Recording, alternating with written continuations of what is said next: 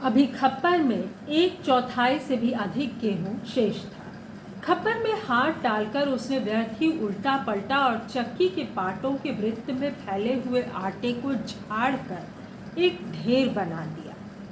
बाहर आते जाते उसने एक बार और खप्पर में झांक कर देखा, या जानने के लिए जैसे कि इतनी देर में कितनी पिसाई हो चुकी है, परंतु अंदर की मिकदार में कोई विशेष अंतर नहीं आया था। खस खस की ध्वनि के साथ अत्यंत धीमी गति से ऊपर का पाट चल रहा था। घट का प्रवेश द्वार बहुत कम ऊंचा था। खूब नीचे तक झुककर वह बाहर निकला। सर के बालों और बाहों पर आटे की एक हल्की सफेद परत बैठ गई थी। खम्भे का सहारा लेकर वह बुदबुदाया, जा साला, सुबह से अब तक 10 पसेरी भी नहीं हुआ। सूरज कहाँ का कहाँ चला गया है। कैसी अनहोनी बात अनहोनी तो है ही।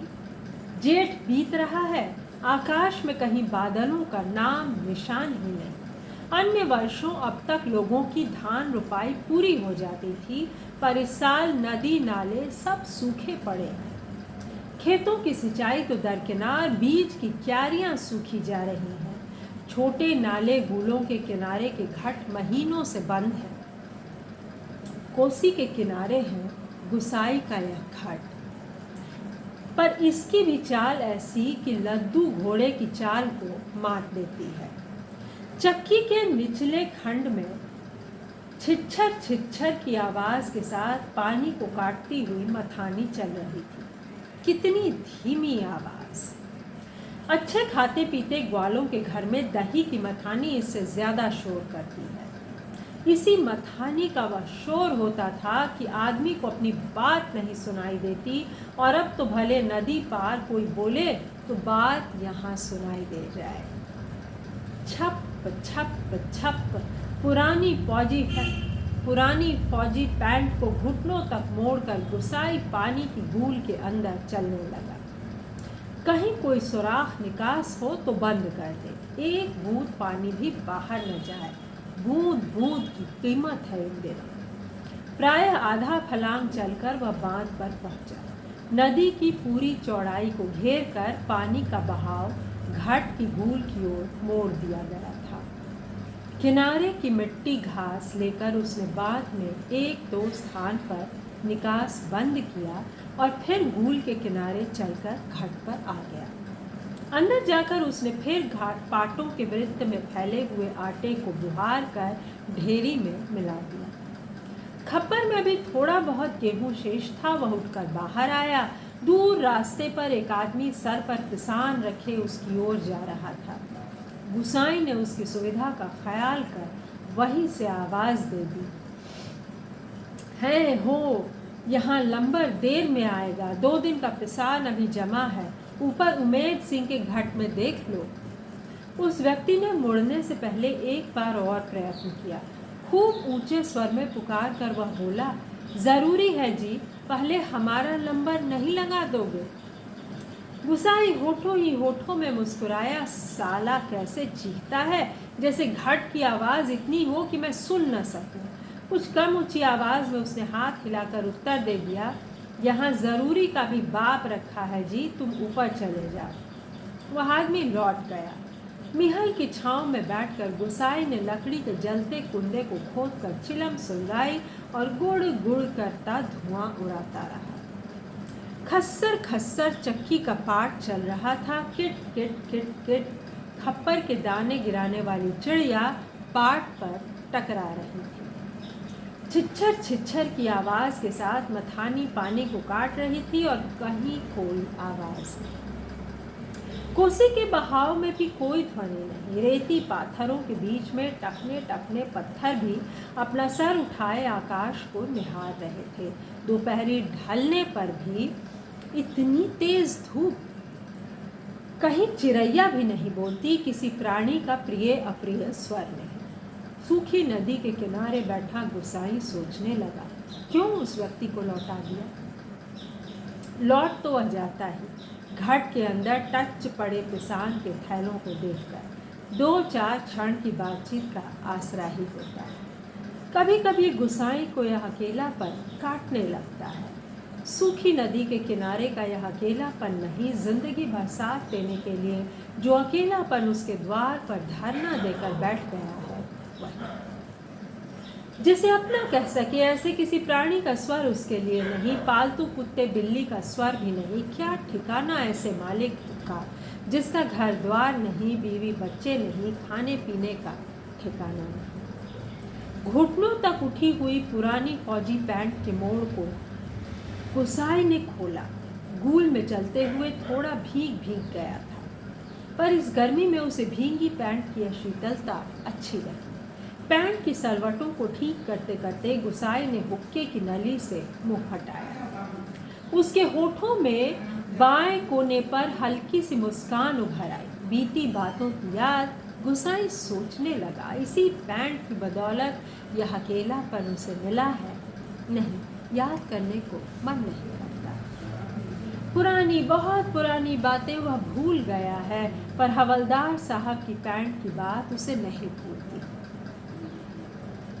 ऐसी ही फौजी पैंट पहनकर हवलदार धर्म सिंह आया था।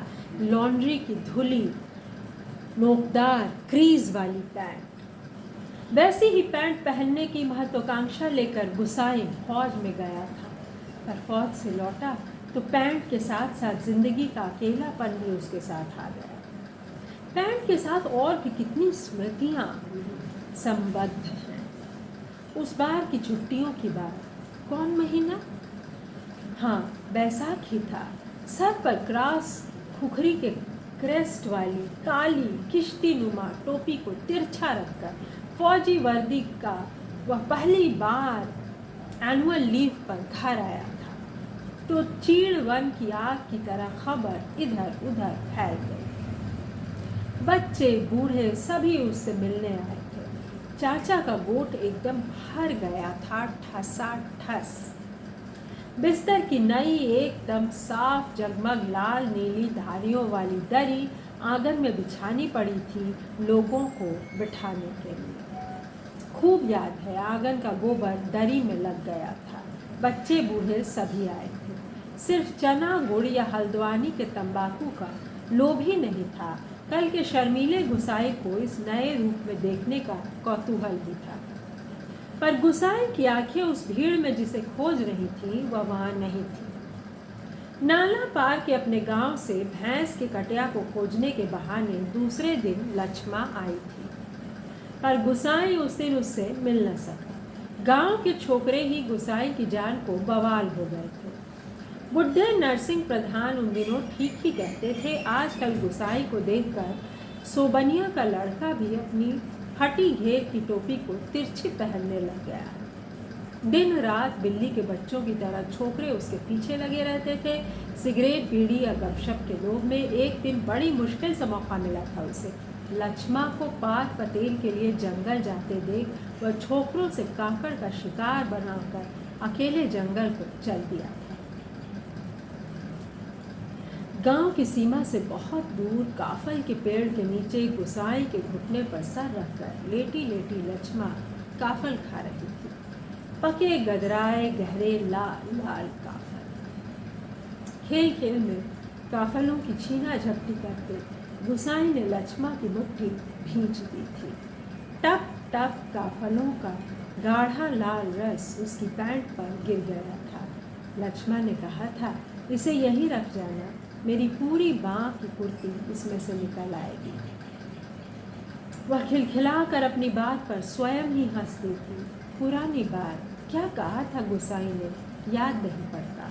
तेरे लिए मखमल की कुर्ती ला दूंगा, मेरी सुबह या कुछ ऐसा ही।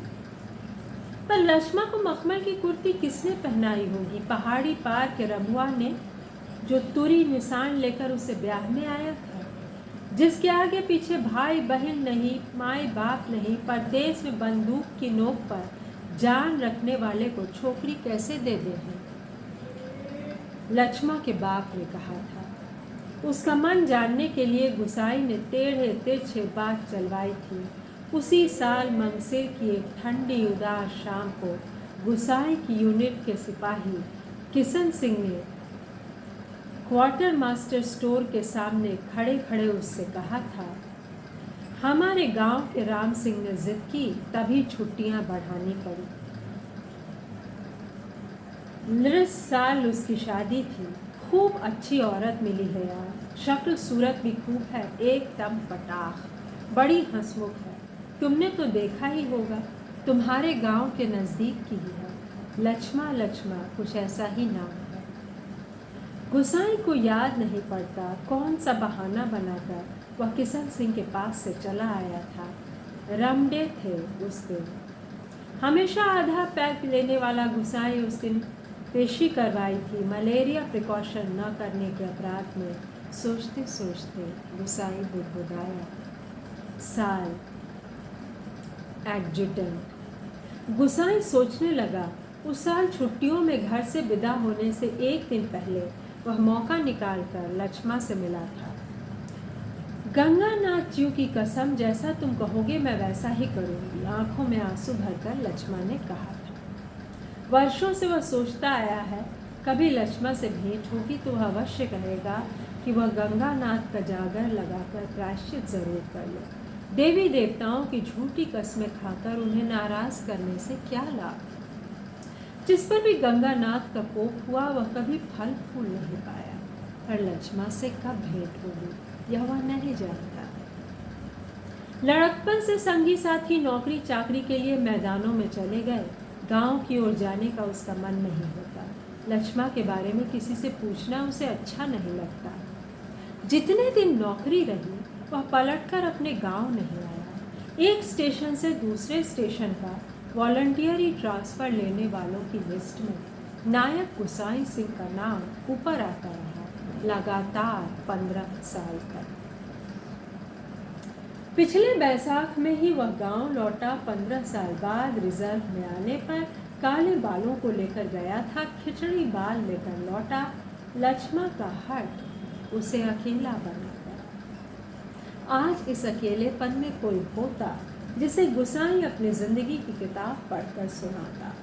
शब्द शब्द अक्षर अक्षर, कितना देखा, कितना सुना और कितना अनुभव किया है उसने। पर नदी किनारे या तख्ती रेत, पंचक्की की खटर पटर और मिहल की छाया में ठंडी चिलम को निष्प्रयोजन गुड़गुड़ाता गुसाई, और चारों ओर अन्य कोई नहीं, एकदम निर्जन निस्तब्ध सुनसान। एकाएक गुसाई का ध्यान टूटा। सामने पहाड़ी के बीच की पगडंडी से सर पर बोझा लिए एक नारी आकृति उसी ओर चली आ रही थी। गुसाई ने सोचा वहीं से आवाज देकर उसे लौटा दे। कोसी ने चिकने काई लगे पत्थरों पर कठिनाई से चलकर उसे वहां तक आकर केवल निराश लौट जाने को क्यों बाध्य करे। दूर से चिल्ला चिल्ला कर पिसान स्वीकार करवाने की लोगों की आदत से वह तंग आ चुका था। इस कारण आवाज देने को उसका मन नहीं हुआ। वह आकृति अब तक पगडंडी छोड़कर नदी के मार्ग में आ पहुंची थी। चक्की की बदलती आवाज को पहचान कर गुसाई घाट के अंदर चला गया। खप्पर का अनाज समाप्त हो चुका था। खप्पर में एक कम अन्न वाले थैले को उलटकर उसने अन्न का निकास रोकने के लिए काठ की चिड़ियों को उल्टा कर दिया। किट किट का स्वर बंद हो गया। वह जल्दी जल्दी आटे को थैले में भरने लगा। घाट के अंदर मथानी की छिछिर छिछिर की आवाज़ भी अपेक्षाकृत कम सुनाई दे रही थी। केवल चक्की ऊपर वाले पाट की घिसती हुई थरथराहट का हल्का धीमा संगीत चल रहा था। तभी गुसाई ने सुना उसकी पीठ के पीछे घाट के द्वार पर इस संगीत से भी मधुर एक नारी का कंठ स्वर। कब बारी आएगी जी? रात की रोटी के लिए भी घर में आटा नहीं है। सर पर पिसान रखे एक स्त्री उससे पूछ रही थी। गुसाई को उसका स्वर परिचित सा लगा। चौंक कर उसने पीछे मुड़कर देखा। कपड़े में पिसान ढीला बंधा होने के कारण बोझ का एक सिरा उसके मुख के आगे आ गया था। गुसाई उसे ठीक से नहीं देख पाया, लेकिन तब भी उसका मन जैसे आशंकित हो उठा। अपनी शंका का समाधान करने के लिए वह बाहर आने को मुड़ा, लेकिन तभी फिर अंदर जाकर पिसान के थैलों को इधर उधर रखने लगा। काठ की चिड़िया किटकिट बोल रही थी और उसी गति के साथ गुसाई को अपने हृदय की धड़कन का आभास हो रहा था। घाट के छोटे कमरे में चारों ओर पिसे हुए अन्न का चूर्ण फैल रहा था, जो अब तक गुसाई के पूरे शरीर पर छा गया था। इस कृत्रिम सफेदी के कारण वह वृद्ध सा दिखाई दे रहा था। स्त्री ने उसे नहीं पहचाना। उसने दोबारा वही शब्द दोहराए। वह भी तेज धूप में बोझा सर पर रखे हुए गुसाई का उत्तर पाने को आतुर थी। शायद नकारात्मक उत्तर मिलने पर वह उल्टे पांव लौटकर किसी अन्य चक्की का सहारा लेती। दूसरी बार के प्रश्न को गुसाई न टाल पाया, उत्तर देना ही पड़ा। यहाँ पहले ही टीला लगा है, देर तो होगी ही, उसने दबे दबे स्वर में कह दिया। स्त्री ने किसी प्रकार की अनुनय विनय नहीं की। शाम के आटे का प्रबंध करने के लिए वह दूसरी चक्की का सहारा लेने को लौट पड़ी। गुसाई झुककर घट से बाहर निकला। मुड़ते समय स्त्री की एक झलक देखकर उसका संदेह विश्वास में बदल गया था। हताश सा वह कुछ क्षणों तक उसे जाते हुए देखता रहा और फिर अपने हाथों तथा सिर पर गिरे हुए आटे को झाड़कर एक दो कदम आगे बढ़ा। उसके अंदर की किसी अज्ञात शक्ति ने जैसे उसे वापस जाती हुई स्त्री को बुलाने को बाध्य कर दिया। आवाज़ देकर उसे बुला लेने को उसने मुंह खोला, परंतु आवाज़ न दे सका। एक झिझक, एक असमर्थता थी जो उसका मुंह बंद कर रही थी। वह स्त्री नदी तक पहुंच चुकी थी। गुसाई के अंतर में तीव्र उथल पुथल मच गई। इस बार आवेग इतना तीव्र था कि वह स्वयं को नहीं रोक पाया। लड़खड़ाती आवाज़ में उसने पुकारा, लक्ष्मण। घबराहट के कारण वह पूरे जोर से आवाज़ नहीं दे पाया था। स्त्री ने यह आवाज़ नहीं सुनी। इस बार गुसाई ने स्वस्थ होकर पुनः पुकारा, लक्ष्मण। लक्ष्मण ने पीछे मुड़कर देखा। मायके में उसे सभी इसी नाम से पुकारते थे। यह संबोधन उसके लिए स्वाभाविक था, परंतु उसे शंका शायद यह थी कि चक्की वाला एक बार पिसान स्वीकार न करने पर भी दोबारा उसे बुला रहा है या उसे केवल भ्रम हुआ है। उसने वहीं से पूछा, मुझे पुकार रहे हैं जी? गुसाई ने संयत स्वर में कहा, हाँ ले आ, हो जाएगा। लक्ष्मण क्षण भर रुकी और फिर घट की ओर लौट आई। अचानक साक्षात्कार होने का मौका न देने की इच्छा से गुसाई व्यस्तता का प्रदर्शन करता हुआ मिहल की छाह में चला गया। लक्ष्मण पिसान का थैला घट के अंदर रखकर आए। बाहर निकलकर उसने आंचल के कोर से मुंह पोंछा। तेज धूप में चलने के कारण उसका मुंह लाल हो गया था। किसी पेड़ की छाया में विश्राम करने की इच्छा से उसने इधर उधर देखा। मिहल के पेड़ की छाया में घट की ओर पीठ किए हुए गुसाई बैठा हुआ था। निकट स्थान पर दाड़िम के एक पेड़ की छांव को छोड़कर अन्य कोई बैठने लायक स्थान नहीं था। वह उसी ओर चलने लगी। गुसाई की उदारता के कारण ऋणी सी होकर जैसे उसने ही निकट आते आते कहा, तुम्हारे बाल बच्चे जीते रहे घटवार जी, बड़ा उपकार का काम कर दिया तुमने। ऊपर की घट में भी जाने कितनी देर में लंबर मिलता। अजात संतति के प्रति दिए गए आशीर्वचनों को सुन गुसाई ने मन ही मन विनोद के रूप में ग्रहण किया। इस कारण उसकी मानसिक उथल पुथल कुछ कम हो गई। लक्ष्मण उसकी ओर देखे इससे पूर्व ही उसने कहा, जीते रहे तेरे बाल बच्चे लक्ष्मण, मायके कब आए? गुसाई ने अंतर में घुमड़ती आंधी को रोककर यह प्रश्न इतने संयत स्वर में किया जैसे वह भी अन्य 10 आदमियों की तरह लक्ष्मण के लिए एक साधारण व्यक्ति हो। दाड़िम की छाया में पात पतेल झाड़ कर बैठते लक्ष्मण ने शंकित दृष्टि से गुसाई की ओर देखा। कोसी की सूखी धार अचानक जल प्लावित होकर बहने लगती तो भी लक्ष्मण को इतना आश्चर्य न होता। जितना अपने स्थान से केवल 4 कदम की दूरी पर गोसाई को इस रूप में देखने पर हुआ। विस्मय से आंखें फाड़कर वह उसे देखे जा रही थी, जैसे अब भी उसे विश्वास न हो रहा हो कि जो व्यक्ति उसके सम्मुख बैठा है वह इसका पूर्व परिचित गोसाई ही है। तुम जाने लक्ष्मा क्या कहना चाहती थी, शेष शब्द उसके कंठ में ही रह गए। हाँ, पिछले साल पलटन से लौट आया था, वक्त काटने के लिए यह घाट लगवा लिया। गोसाई ने ही पूछा, बाल बच्चे ठीक है? आंखें ज़मीन पर टिकाए गर्दन हिलाकर संकेत से ही उसने बच्चों की कुशलता की सूचना दी थी।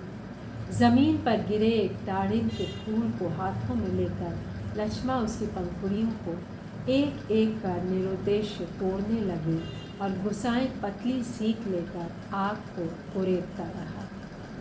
बातों का क्रम बनाए रखने के लिए गोसाई ने पूछा, तू अभी और कितने दिन मायके रहने वाली है? अब लक्ष्मा के लिए अपने को रोकना असंभव हो गया। टप टप टप वह सर नीचा किए आंसू गिराने लगी। सिसकियों के साथ साथ उसके उठते गिरते कंधों को गोसाई देखता रहा। उसे यह नहीं सूझ रहा था कि वह किन शब्दों में अपनी सहानुभूति प्रकट करे। इतनी देर बाद सहसा गोसाई का ध्यान लक्ष्मा के शरीर की ओर गया। उसके गले में छरेऊ सुहाग चिन्ह नहीं था। हतप्रभ सा गोसाई उसे देखता रहा। अपनी व्यावहारिक अज्ञानता पर उसे बेहद झुंझलाहट हो रही थी। आज अचानक लक्ष्मा से भेंट हो जाने पर वह उन सब बातों को भूल गया जिन्हें वह कहना चाहता था। इन क्षणों में वह केवल मात्र श्रोता बनकर रह जाना चाहता था। गोसाई की सहानुभूतिपूर्ण दृष्टि पाकर लक्ष्मा आंसू पोंछती हुई अपना दुखड़ा रोने लगी। जिसका भगवान नहीं होता उसका कोई नहीं होता। जेठ जिठानी से किसी तरह पिंड छुड़ाकर यहाँ माँ की बीमारी में आई थी, वह भी मुझे छोड़कर चली गई। एक अभागा मुझे रोने को रह गया है, उसी के लिए जीना पड़ रहा है, नहीं तो पेट पर पत्थर बांधकर कहीं डूब मरती, जंजाल पड़ता। यहाँ काका काकी के साथ रह रही हो? गोसाई ने पूछा। मुश्किल पड़ने पर भी कोई किसी का नहीं होता जी। बाबा की जायदाद पर उनकी आंखें लगी हैं, सोचती हैं कहीं मैं हक न जमा लूं। मैंने साफ साफ कह दिया, मुझे किसी का कुछ लेना देना नहीं। जंगलात कलीसा ढो ढो कर अपना गुजर कर लूँगी, किसी की आँख का कांटा बनकर नहीं रहूँगी। गोसाई ने किसी प्रकार की मौखिक संवेदना नहीं प्रकट की, केवल सहानुभूतिपूर्ण दृष्टि से उसे देखता भर रहा। दाड़िम के वृक्ष से पीठ टिकाकर लक्ष्मा घुटने मोड़कर बैठी थी। गोसाई सोचने लगा, 15-16 साल किसी की जिंदगी में अंतर लाने के लिए कम नहीं होते। समय का यह अंतराल लक्ष्मा के चेहरे पर भी वह छाप छोड़ गया था, पर उसे लगा उस छाप के नीचे वह आज भी 15 वर्ष पहले की लक्ष्मा को देख रहा है। कितनी तेज धूप है इस साल। लक्ष्मा का स्वर उसके कानों में पड़ा, प्रसंग बदलने के लिए ही, जैसे लक्ष्मा ने बात जानबूझकर कही हो। और अचानक उसका ध्यान उस ओर चला गया जहाँ लक्ष्मा बैठी थी। दाड़िम की फैली फैली अधढकी डालों से झनकर धूप उसके शरीर पर पड़ रही थी। सूरज की एक पतली किरण न जाने कब से लक्ष्मा के माथे पर गिरी हुई एक लट को सुनहरी रंगीनी में डुबा रही थी। गोसाई एक टक उसे देखता रहा। दोपहर तो बीत चुकी होगी। लक्ष्मा ने प्रश्न किया तो गोसाई का ध्यान टूटा। हाँ, अब तो 2 बजने वाले होंगे, उसने कहा। उधर धूप लग रही हो तो इधर आ जा छाँव में, कहता हुआ गोसाई एक जम्हाई लेकर अपने स्थान से उठ गया। नहीं, यही ठीक है, कहकर लक्ष्मा ने गोसाई की ओर देखा, लेकिन वह अपनी बात कहने के साथ ही दूसरी ओर देखने लगा था। घट में कुछ देर पहले डाला हुआ पिसान समाप्ति पर था। नंबर पर रखे हुए पिसान की जगह उसने जाकर जल्दी जल्दी लक्ष्मा का अनाज खप्पर में खाली कर दिया। धीरे धीरे चलकर गोसाई गुल के किनारे तक गया। अपनी अंजुली से भरकर उसने पानी पिया और फिर पास ही एक बंजर घट के अंदर जाकर पीतल और एल्युमिनियम के कुछ बर्तन लेकर आग के निकट लौट आया। आसपास पड़ी हुई सूखी लकड़ियों को बटोर कर उसने आग सुलगाई और एक काली पुती बटलोही में पानी रखकर आते जाते लक्ष्मा की ओर मुख कर कह गया, चाय का टाइम भी हो रहा है, पानी उबल जाए तो पत्ती डाल देना, कुड़िया में पड़ी है। लक्ष्मा ने उत्तर नहीं दिया। वह उसे नदी की ओर जाने वाली पगडंडी पर जाता हुआ देखती रही। सड़क किनारे की दुकान से दूध लेकर लौटते लौटते गुसाई को काफ़ी समय लग गया था। वापस आने पर उसने देखा एक 6-7 वर्ष का बच्चा लक्ष्मा की देह से सटकर बैठा। बच्चे का परिचय देने की इच्छा से जैसे लक्ष्मा ने कहा, इस छोकरे को घड़ी भर के लिए भी चैन नहीं मिलता, जाने कैसे पूछता खोजता मेरी जान खाने को यहाँ भी पहुँच गया। गुसाई ने लक्ष्य किया कि बच्चा बार बार उसकी दृष्टि बचाकर माँ से किसी चीज़ के लिए जिद कर रहा है। एक बार झुझलाकर लक्ष्मा ने उसे झड़क दिया, चुप रहा, अभी लौटकर घर जाएंगे, इतनी सी देर में क्यों मरा जा रहा है। चाय के पानी में दूध डालकर गुसाई फिर उसी बंजर घाट में गया। एक थाली में आटा लेकर वह गुल के किनारे बैठा बैठा उसे गूंथने लगा। निहल के पेड़ की ओर आते समय उसने साथ में 2-1 बर्तन और ले लिए। लक्ष्मा ने बटलोई में दूध चीनी डालकर चाय तैयार कर दी थी। 1 गिलास, 1 एल्युमिनियम का मग और 1 एल्युमिनियम के मास्टीन में गोसाई ने चाय डालकर आपस में बांट ली और पत्थरों से बने बेढंगे चूल्हे के पास बैठकर रोटियां बनाने का उपक्रम करने लगा। हाथ का चाय का गिलास जमीन पर टिकाकर लक्ष्मा उठी। आटे की थाली अपनी ओर खिसकाकर उसने स्वयं रोटी पका देने की इच्छा ऐसे स्वर में प्रकट की कि गोसाई ना न कह सका। वह खड़ा खड़ा उसे रोटी पकाते हुए देखता रहा। गोल गोल डिबिया सरीखी रोटियां चूल्हे में खिलने लगी। वर्षों बाद गुसाई ने ऐसी रोटियां देखी थी जो अनिश्चित आकार की फौजी लंगर की चपातियां या स्वयं उसके हाथ से बनी बेदौर रोटियों से एकदम भिन्न थी। आटे की लोई बनाते समय लक्ष्मा के छोटे छोटे हाथ बड़ी तेज़ी से घूम रहे थे। कलाई में पहने हुए चांदी के कड़े जब कभी आपस में टकरा जाते तो खन खन का एक अत्यंत मधुर स्वर निकलता। चक्की के पाट पर टकराने वाली काठ की चिड़ियों का स्वर कितना नीरस हो सकता है, यह गुसाई ने आज पहली बार अनुभव किया। किसी काम से वह बंजर घाट की ओर गया और बड़ी देर तक खाली बर्तन डब्बों को उठाता रखता रहा। वह लौट कर आया तो लक्ष्मा रोटी बनाकर बर्तनों को समेट चुकी थी और अब आटे से सने हाथों को धो रही थी। गुसाई ने बच्चे की ओर देखा और दोनों हाथों में चाय का मग थामे टकटकी लगाकर गुसाई को देखे जा रहा था। लक्ष्मा ने आग्रह के स्वर में कहा, चाय के साथ खानी हो तो खा लो, ठंडी हो जाएगी। मैं तो अपने टाइम से ही खाऊंगा, यह तो बच्चे के लिए। स्पष्ट कहने में उसे झिझक महसूस हो रही थी, जैसे बच्चे के संबंध में चिंतित होने की उसकी चेष्टा अनाधिकार हो। ना जी, वह तो अभी घर से खाकर ही आ रहा है। मैं रोटियां बनाकर रख आई थी। अत्यंत संकोच के साथ लक्ष्मा ने आपत्ति प्रकट कर दी। यूँ ही कहती है, कहाँ रखी थी रोटियां घर में? बच्चे ने रुआंसी आवाज़ में वास्तविक व्यक्ति की बातें, बच्चे की रुआंसी आवाज़ में वास्तविक और रोटियों को देखकर उसका संयम ढीला पड़ गया था। चुप! आंखें तरेर कर लक्ष्मा ने उसे डांट दिया। बच्चे के इस कथन से उसकी स्थिति हास्यास्पद हो गई थी। इस कारण लज्जा से उसका मुख आरक्त हो उठा। बच्चा है, भूख लगाई होगी, डांटने से क्या फ़ायदा।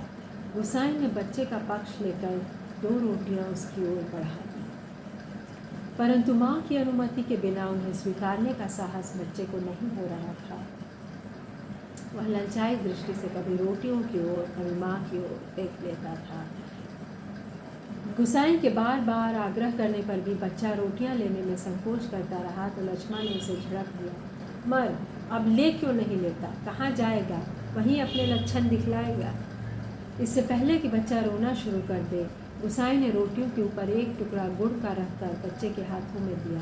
भरी भरी आँखों से इस अनोखे मित्र को देखकर बच्चा चुपचाप रोटी खाने लगा और गुस्साए कौतुकपूर्ण दृष्टि से उसके हिलते हुए होठों को देखता रहा। इस छोटे से प्रसंग के कारण वातावरण में एक तनाव सा आ गया था, जिसे गुसाई और लक्ष्मण दोनों ही अनुभव कर रहे थे। स्वयं भी एक रोटी को चाय में डुबाकर खाते खाते गुसाई ने जैसे इस तनाव को कम करने की कोशिश में ही मुस्कुरा कर कहा, लोग ठीक ही कहते हैं, औरत के हाथ की बनी रोटियों में स्वाद ही दूसरा होता है। लक्ष्मण ने करुण दृष्टि से उसकी ओर देखा।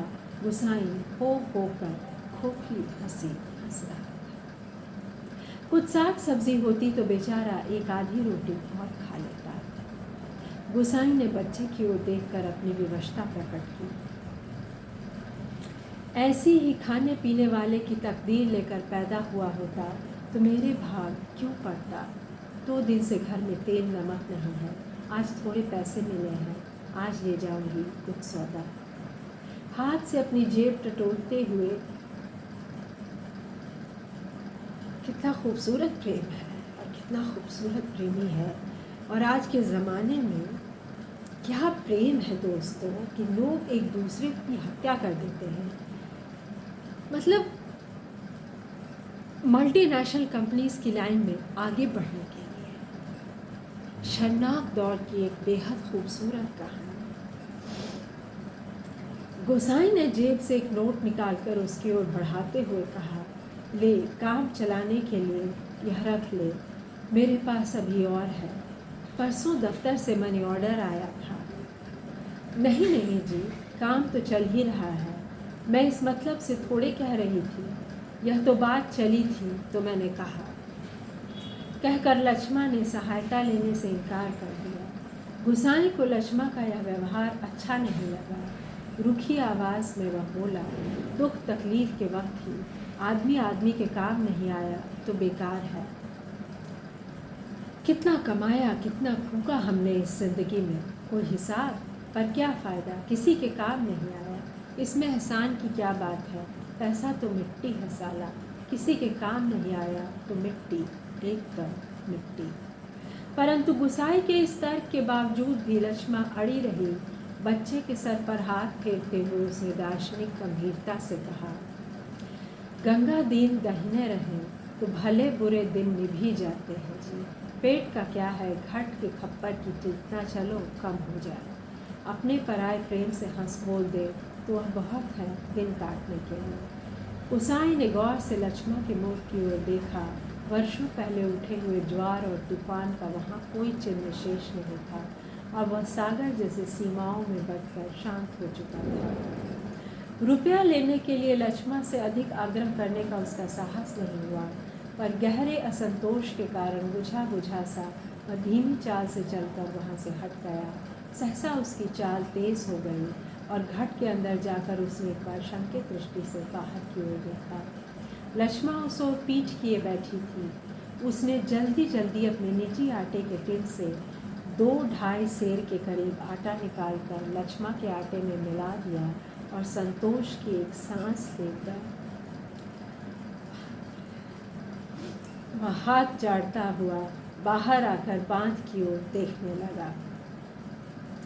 ऊपर बांध पर किसी को घूमते हुए देखकर उसने हाँक दी। शायद खेत की सिंचाई के लिए कोई पानी तोड़ना चाहता था।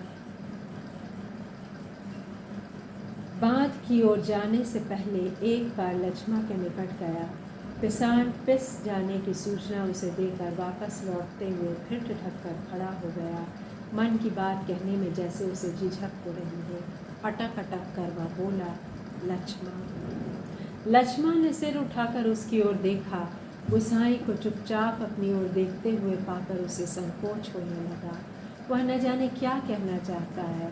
इस बात की आशंका से उसके मुंह का रंग अचानक फीका होने लगा, पर गुसाई ने झिझकते हुए केवल इतना ही कहा, अभी 4 पैसे जुड़ जाएं तो गंगनाथ का जागर लगाकर भूल चूक की माफ़ी मांग लेना। पूत परिवार वालों को देवी देवता की कोप से बचना चाहिए। लक्ष्मण की बात सुनने के लिए वह नहीं रुका। पानी तोड़ने वाले खेतिहर से झगड़ा निपटाकर कुछ देर बाद लौटते हुए उसने देखा सामने वाले पहाड़ की पगडंडी पर सर पर आटा लिए लक्ष्मा अपने बच्चे के साथ धीरे धीरे चली जा रही थी। वह उन्हें पहाड़ के मोड़ तक पहुंचने तक टकटकी बांधे देखता रहा। घट के अंदर काठ की चिड़िया अब भी किटकिट आवाज़ कर रही थी। चक्की का पाट खिस्सर खिस्सर चल रहा था और मथानी की पानी काटने की आवाज़ आ रही थी और कहीं कोई स्वर नहीं। सब सुनसान, सब निस्तब्ध। शेखर जोशी की बहुत चर्चित कहानी कोसी का घटवार। मेरा भाव विह्वल पाठ सुनने के लिए आपको बहुत धन्यवाद। आशा है पसंद आया। मेरे स्वर के उतार चढ़ाव में आप इस कहानी की महानता देख सकते हैं और शायद मेरा अपना मूड भी। मेरी एक कविता है नीलाक्षर की आखिरी कविता, रोटी के पचने न पचने, उसकी उपलब्धता, उसको खाने, उसके पचाने पर। वही बात इसमें भी है, प्रेम। और प्रेम से मेरा मतलब केवल दो रिश्तों का प्रेम नहीं, प्रेम से मेरा मतलब वो प्रेम जो मनुष्यता का होता है। तो एक बार फिर लाइक और सब्सक्राइब करें, संभव हो तो नीलाक्षर भी मंगवा लें।